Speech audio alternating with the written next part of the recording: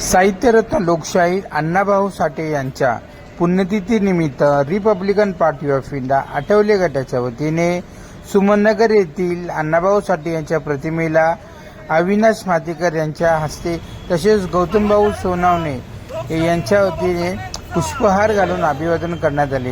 या प्रसंगी Republican party of इंडियाचे कार्यकर्ते मान्यवर मोठ्या संख्येने उपस्थित होते।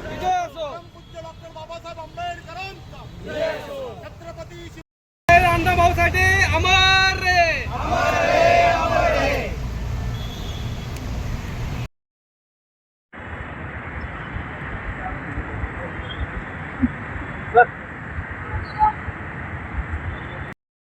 लोकशाहीर अण्णाभाऊ साठे यांच्या स्मृतीचे आहे लोक अभिवादनासाठी आलेत। आपण देखील आलात आणि अण्णाभाऊचे काय मातृत्वाचे अनेक प्रलंबित प्रश्न आहेत, त्यासाठी आपण काय मागणी करू?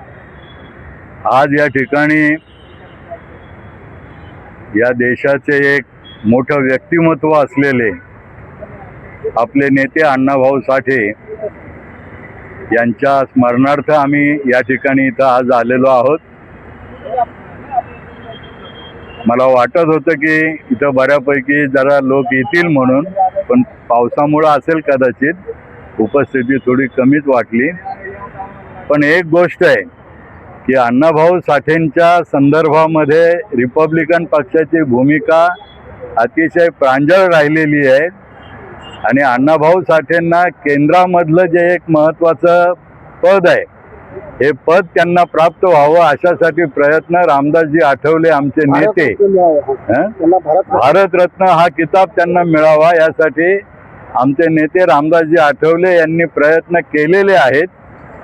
पण ते मला वाटतं अजून काही सफल झालेलं नाहीये, परंतु त्याचा एक पाठलाग आठवले साहेब निश्चितच करीत असतात। आणि ही गोष्ट खरीच आहे की एका खेड्यामध्ये जन्म घेतलेला माणूस पोटा पाण्यासाठी म्हणून मुंबईसारख्या शहरामध्ये येतो आणि मुंबईमधल्या शहरामध्ये काम करता करता त्याला जे कवितांचं वेड होतं, कवितेचं वेड होतं, त्या कविता ते लिहितात आणि त्यांच्या कविता ह्या लोकांच्या मध्ये मशहूर होतात, त्या लोकांना आवडू लागतात। हे जे एक त्यांच्यामधलं कसब होतं हे एक अतिशय मोठं असं कसब होतं। याच परिसरामध्ये ते इथं राहायला असायचे आणि त्यामुळे इथंच आपण त्यांचं स्मारक उभं केलेलं आहे। मी त्यांना आपल्या सर्वांच्या वतीनं पुन्हा एकदा भावपूर्ण श्रद्धांजली अर्पण करतो आणि मी थांबतो। गौतम सोनवणे आता बोलतो। साठे यांचे आज 97 आज पुण्य आपलं स्मृती दिवस असल्यामुळं रिपब्लिकन पक्षाच्या वतीने आम्ही सगळे रिपब्लिकन पक्षाचे कार्यकर्ते नेते आज या सुमननगरच्या प्रांगणामध्ये अण्णाभाऊ साठेंना अभिवादन करण्यासाठी या ठिकाणी जमा झालेलो आहोत। अण्णाभाऊ साठेंचं महत्त्व हे संयुक्त महाराष्ट्राच्या आंदोलनापासून ते आजपर्यंत सगळ्या ठिकाणी अख्ख्या महाराष्ट्राने पाहिलेलं आहे। हा महाराष्ट्र एक संघ ठेवण्यासाठी बाबासाहेबांचा विचार तळावर घेऊन जपणारे अण्णाभाऊ साठे यांच्या स्फूर्तीस आज आम्ही अभिवादन करत आहोत। अण्णाभाऊ साठेंना खरं म्हणजे मातंग समाजाचे जे सगळे प्रश्न आहेत त्या सगळ्या प्रश्नांसोबत लहुजी आयोग लहुजी साळवे आयोगाच्या सगळ्या शिफारसी या तात्काळ लागू झाल्या पाहिजेत।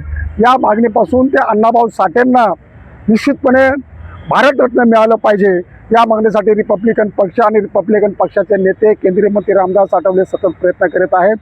वेळ काय लागतोय खरं म्हणजे बाबासाहेबांना सुद्धा भारतरत्न मिळण्यासाठी 50-55 वर्ष नंतर बाबासाहेबांना मिळालेलं आहे। या सगळ्या घडामोडीमध्ये निश्चितपणे दीनदलितांचे जे नेते असतात त्यांना भारतरत्नासारखा उच्च देशाचा एक सर्वोच्च सन्मान करण्याचं हे नेहमी त्यांच्याकडे दुजाभाव राहिलेलं आहे। बाबासाहेब आंबेडकरांपासून आपण ते पाहिलेलं आहे। बाबासाहेबांना ज्या पद्धतीने उशिरा का होईना भारतरत्न मिळाला, त्यानंतर सुद्धा अण्णाभाऊंची या महाराष्ट्राला ज्यांनी महाराष्ट्र एकसंघ ठेवला, महाराष्ट्र मिळवला, त्या मिळवण्यामध्ये अण्णाभाऊंचं जे शाहिरी उपयोगाला आलेली होती, अण्णाभाऊंनी जो महाराष्ट्र जागृत केला होता, त्याच लोकशाहीर अण्णाभाऊ साठेंना सुद्धा भारतरत्न मिळालं पाहिजे ही रिपब्लिकन पक्षाची मागणी आहे। आणि रामदास आठवले साहेब निश्चितपणे केंद्रात प्रयत्न करत आहेत। त्यांनी स्वतः राष्ट्रपतींना भेटून माननीय पंतप्रधानांना भेटून ही मागणी केलेली आहे। त्याचा आपण पुन्हा पाठपुरावा करत राहणार। या ठिकाणी पुन्हा जास्त काही न बोलता मी रिपब्लिकन पक्षाच्या वतीने काल कथी आपलं लोकशाहीर अण्णाभाऊ साठे यांना भावपूर्ण श्रद्धांजली अर्पण करतो. जय भीम, जय भारत, जय लहुजी, जय महाराष्ट्र. हे अण्णाभाऊ साठे हे माझ्या वडिलांचे मित्र होते आणि त्यावेळेला पुण्यामध्ये आम्ही राहत होतो, एका खोलीमध्ये राहत होतो, चाळीमध्ये एका. आणि त्यावेळेला अण्णाभाऊ साठे बऱ्याच वेळा 2-3 वेळा तरी आमच्या घरी आलेले होते. आम्ही लहान होतो आणि मला एक स्वतःला सवय होती की एक अशी वही होती आमच्याकडे आणि वडिलांचे जे कोणी मित्र येतील त्यांच्या आम्ही त्याच्यावर सह्या घ्यायचो. तशा अण्णाभाऊ साठेंच्याकडे ती सही मागितली आणि त्यांना म्हटलं आम्हाला काहीतरी उपदेश करा याच्यात. त्यावेळेला त्यांनी ते जगबदल घालून घाव केले सांगून मला भीमराव हे लिहून दिलं. म्हणजे त्यावेळेला आम्हाला भीमराव म्हणजे कोणी नीट माहिती नव्हतं. मग वडिलांना परत विचारलं आम्ही, हे भीमराव कोण? मग त्यांनी सांगितलं की ते बाबासाहेब आंबेडकर. तोपर्यंत असं नावारूपाला नव्हते ते एवढं. तर असं एक आमचे पण संबंध आहेत त्यांच्याशी चांगले.